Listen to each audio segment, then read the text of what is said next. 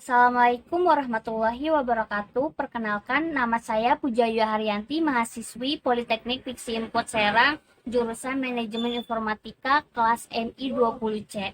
Saya dari kelompok 3 akan menjelaskan mengenai fungsi dan tujuan perencanaan. Baiklah, saya di sini akan menjelaskan mengenai fungsi dan tujuan perencanaan. Yang pertama itu ada fungsi. Yaitu ada fungsi perencanaan. Pada dasarnya adalah untuk membantu proses pengambilan keputusan terbaik yang sesuai dengan tujuan organisasi.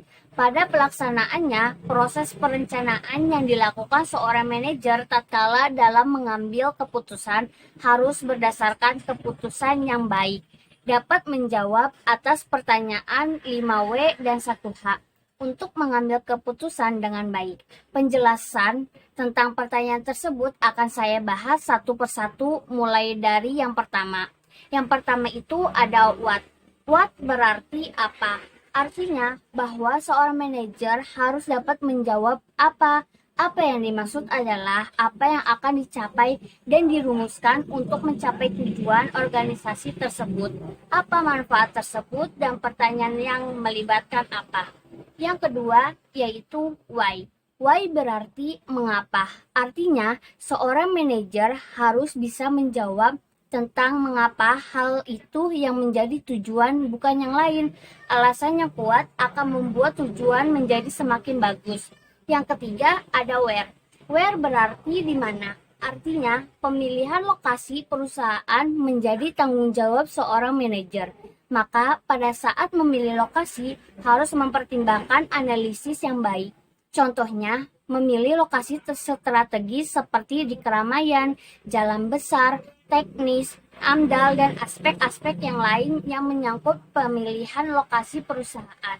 Yang keempat yaitu ada when, berarti kapan. Artinya, pekerjaan akan dimulai dan kapan pekerjaan akan selesai. Manajer harus dapat mengatur manajemen waktu sebaik mungkin untuk memaksimalkan usaha mencapai tujuan yang diinginkan. Yang kelima, ada who. Who berarti siapa. Artinya, dipilih untuk melakukan suatu pekerjaan dan melaksanakan pekerjaan sehubungan dengan tujuan organisasi. Harus disertai alasan pada saat memilih orang yang akan melakukan pekerjaan tersebut dengan memerhatikan the right man on the right place, yang artinya menetapkan seseorang untuk menempati suatu jabatan dalam organisasi. Yang keenam yaitu how. How berarti bagaimana.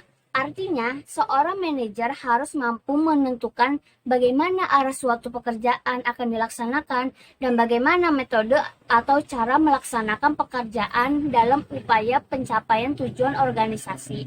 Manajer dapat melimpahkan tugasnya kepada stafnya sehingga manajer tidak harus melakukan pekerjaannya sendiri. Menggunakan prinsip 5W 1H berfungsi untuk mencapai efektivitas dan efisiensi dalam kegiatan organisasi yang akan lebih terarah dan tepat sasaran. Aktivitas pekerjaan akan terorganisasi. Dengan begitu, maka dapat dilakukan upaya mengidentifikasi berbagai hambatan, melakukan koreksi terhadap penyimpangan sesegera mungkin, memudahkan melakukan evaluasi, dan prinsip tersebut dapat dijadikan sebagai pedoman dalam melaksanakan atau dikendalikan dengan kegiatan yang baik. Menjadi penting bagi seorang manajer mampu menjawab pertanyaan-pertanyaan tersebut agar tujuan semakin mudah untuk dicapai.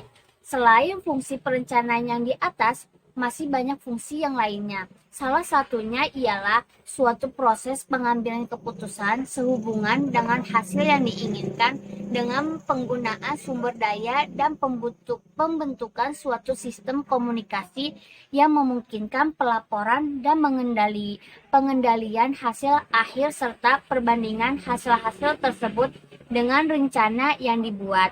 Banyak kegunaan dari pembuatan perencanaan tersebut yakni terciptanya efisiensi dan efektivitas pelaksanaan kegiatan perusahaan, dapat melakukan koreksi atas penyimpangan sedini mungkin, mengidentifikasi hambatan-hambatan yang timbul, menghindari kegiatan pertumbuhan dan perubahan yang tidak terarah dan terkontrol.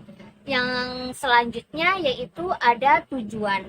Tujuan perencanaan setiap organisasi tentunya memiliki tujuan yang berbeda-beda, dan tentunya saja perencanaan yang dibuat akan berbeda-beda. Namun, pada dasarnya tujuan organisasi melakukan perencanaan yaitu ada 4.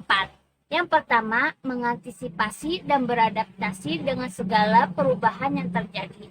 Yang kedua, ada memberikan arahan direction kepada para administrator maupun non-administrator agar bekerja sesuai dengan rencana. Yang ketiga, menghindari atau setidaknya meminimalisir potensi terjadinya tumpang tindih dan pemborosan dalam pelaksanaan pekerjaan. Yang keempat, menetapkan standar tertentu yang harus digunakan dalam bekerja sehingga memudahkan dalam pengawasan atau kontrol. Sekian dari saya, apabila ada yang kurang mohon dimaafkan. Wabillahi taufiq wal hidayah. Wassalamualaikum warahmatullahi wabarakatuh.